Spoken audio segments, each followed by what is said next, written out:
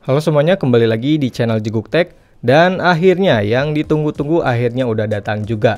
Ini adalah Infinix GT 10 Pro, HP terbaru dari Infinix. Untuk harganya, untuk harga resminya ini 3,5 juta. Dan HP ini itu pakai chipset MediaTek Dimensity 8050 yang katanya setara dengan Snapdragon 870. Jadi ini menarik banget ya, di harga segini dapat chipset yang ngebut banget. Dan langsung aja kita ke boxnya. Ini dia box dari Infinix GT 10 Pro ya, warna hitam. Kemudian di bagian belakangnya di sini ada selling point-nya. Ini tertulis MediaTek Dimensity 8050 ya, 6 nanometer gaming 5G prosesor. Kemudian di sini Ultra Graphic Power, RAM-nya ini up to 16 GB, tapi ini RAM extended ya. Kemudian Clean and Pure OS, jadi ini OS-nya no bloatware ya. Jadi ini kayaknya ini menarik banget. Kemudian ini tertulis 120Hz, 10 bit Full HD Plus AMOLED display dan Cyber Mecha Design. Dan di sini ada mini LED-nya. Ya, jadi ini sangat-sangat menarik. Oke, langsung aja kita unboxing HP-nya.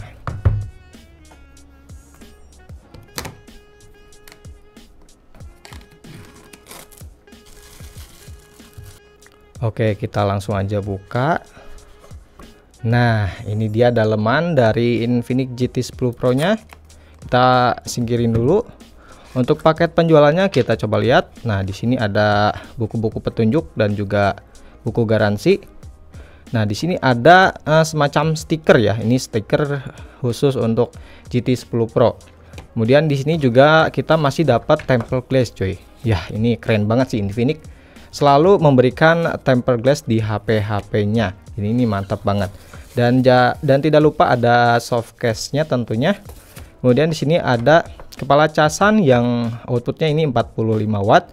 Kemudian ada juga kabel data yang bentuknya ini unik banget, cuy. Dan ini bentuknya menyamping ya. Jadi ini harusnya udah enak banget buat main game sambil dicas, karena HP ini udah ada support bypass charging. Jadi harusnya nggak masalah ya kalau dicas sambil main game juga.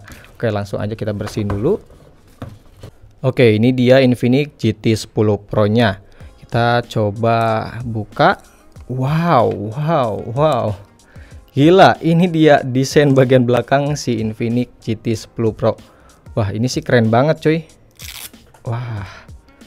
Wah, ini sih keren banget asli. Ini bagian belakangnya itu seperti transparan ya. Ini jujur untuk desainnya keren banget ya. Beda sama HP-HP yang lain, beda dari yang lain, anti mainstream, dan ini sangat-sangat gaming banget. Tapi di sini untuk bagian backdoornya sepertinya ini terbuat dari plastik ya. Ini enggak terlalu solid untuk bagian backdoornya. Dan di sini ada satu kamera belakang yang resolusinya itu 108 megapiksel ya. Dan yang kedua kamera ini cuma 2 megapiksel. Jadi sayangnya ini nggak ada ultrawide, cuma ada kamera utama yang kepake. Kemudian di sini ada flash ya, ini untuk desain bump kameranya juga keren banget menurut aku, mirip sama Tecno Pova 5 series ya.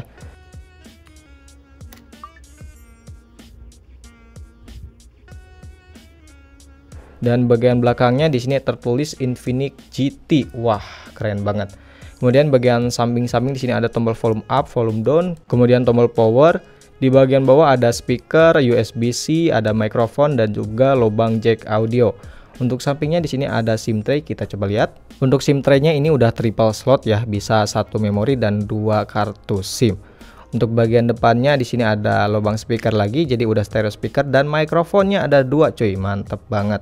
Nah, ini bagian depannya, kameranya ini 32 megapiksel ya, jadi gede banget. Kita hidupin.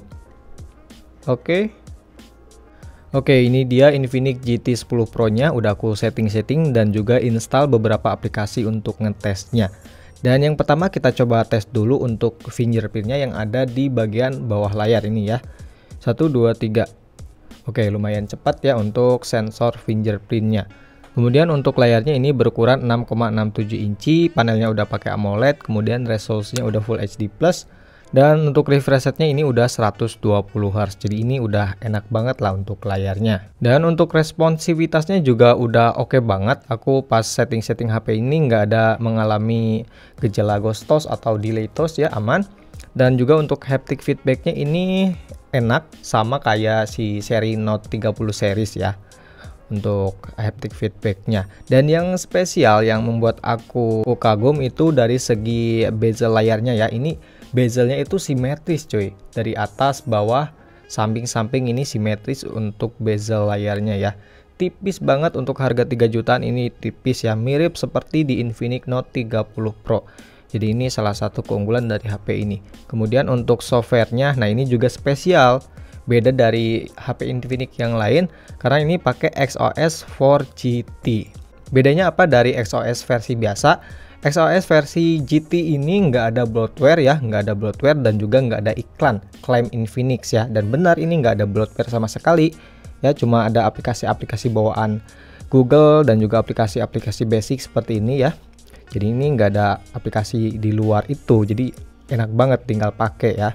Dan juga untuk iklannya nggak ada sama sekali, aku setting-setting itu nggak nemuin iklan sama sekali ya. Jadi ini langkah yang bagus banget dari Infinix, ngeluarin HP seri GT yang tanpa iklan, tanpa bloatware, mantap banget. Dan untuk versi Androidnya juga ini udah terbaru di versi Android 13 ya. Nah kemudian kita coba cek untuk device infonya ya. Nah di sini untuk memorinya ya, kita lihat di sini udah pakai UFS ya, pakai UFS dan ini versi UFS 3.1, jadi harusnya udah kencang. Kemudian untuk SoC-nya ini pakai Dimensity 8050 ya. Jadi chipset ini itu seri menengah ke atas dari MediaTek ya. Kalau nggak salah ini rebranding dari Dimensity 1200 atau 1300 kalau nggak salah ya. Dan untuk fabrikasinya ini udah 6 nanometer. Nah di sini untuk screen-nya ini 1080 ya, 2400 x 1080 pixel dan 120 Hz pastinya. Kemudian untuk penyimpanannya ini 8/256 GB. Untuk kameranya ini 108 megapiksel ya. Kita bisa lihat di sini. Untuk sensornya ini pakai Samsung ya. Ini nggak tahu Samsung seri apa. Dan juga kamera selfie-nya ini juga dari Samsung. Dan untuk baterainya ini berkapasitas 5000 mAh, support fast charging 45 watt. Dan sayangnya ini nggak ada wireless charging ya, nggak seperti di Infinix Note 30 Pro, yaitu sih. Kemudian kita coba tes untuk sensor box-nya, apakah sensornya ini udah komplit atau tidak ya. Dan ini untuk sensornya yang nggak ada itu sensor suhu dan sensor tekanan, yang lainnya ada. Dan untuk giroskopnya ini udah giroskop hardware pastinya ya. Kemudian kita coba tes untuk multitoss-nya, apakah ini masih 5 toss atau udah 10 toss. Oke, ini bisa 10 toss ya. Jadi udah aman banget, enggak seperti di Infinix seri Note 30-nya ya. Ini udah 10 toss. Dan untuk toss sampling rate-nya kita coba cek. Nah, ini bisa sampai 333 Hz ya. Jadi ini udah kenceng banget lah, untuk main game harusnya ini udah enak untuk toss sampling rate-nya ya. Udah untuk responsivitas layarnya pastinya ini udah enak. Kemudian kita coba tes untuk Antutunya. Nah, di sini aku udah tes dan dapetin skor setinggi 680 ribuan poin. Jadi ini poinnya cukup tinggi ya. Ini versi 10, Antutu versi 10. Jadi ini dari skor Antutu udah kelihatan tinggi banget ya untuk skornya. Ya mungkin setara dengan Snapdragon 670, tapi masih di bawahnya sih, masih di bawahnya. Tapi ini mirip-mirip. Kemudian aku juga udah tes di CPU throttling. Nah, di sini aku udah tes selama 15 menit, tapi sayangnya ini untuk performanya kurang stabil ya. Di menit-menit awal sih masih stabil, tapi di menit-menit berikutnya udah mulai turun dan stabil di sekitar 65%, 70% ya.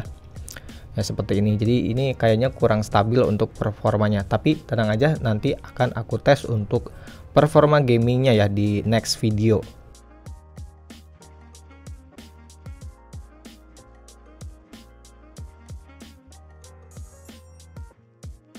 Kemudian yang terakhir kita coba untuk di bagian kameranya. Nah, ini kamera yang resolusinya 108 megapiksel ya.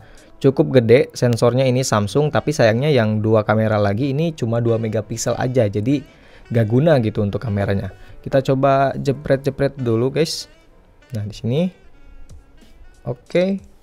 Dan pastinya ini nggak ada ultrawide-nya ya. Dan ini untuk detailnya sih detail banget ya. Nanti untuk sampel-sampel fotonya akan aku tampilkan di sini. Dan ini untuk mode-modenya ada super malam, potret, mode cantik, kamera, video, dan film. Dan di sini untuk mode selebihnya ya. Untuk videonya ini bisa sampai 4K di 30 fps, jadi udah mantep banget, dan 1080 60 fps. Tapi kalau ingin stabil ini mentoknya di 1080 30 fps aja. Untuk kamera depannya ini 32 megapiksel ya. Jadi untuk resolusinya sih ini tinggi banget. Kita coba jepret. Dan ini dia untuk hasil dari kamera depannya 32 megapiksel. Ini tajam banget sih untuk kamera depannya ya.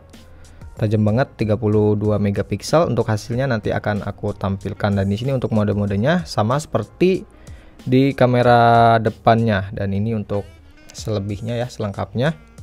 Dan untuk videonya ini kamera depannya bisa sampai 2K 30 fps, 1080 60 fps, tapi kalau ingin stabil cuma bisa di 1080 30 fps aja.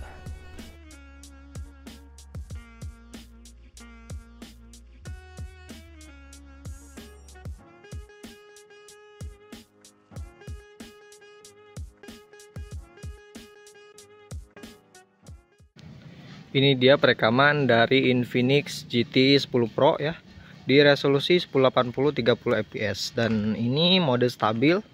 Jadi untuk gambarnya, untuk videonya cukup stabil, dan untuk kualitasnya juga cukup oke sih, cukup bagus ya. Kita coba sambil agak lari nih.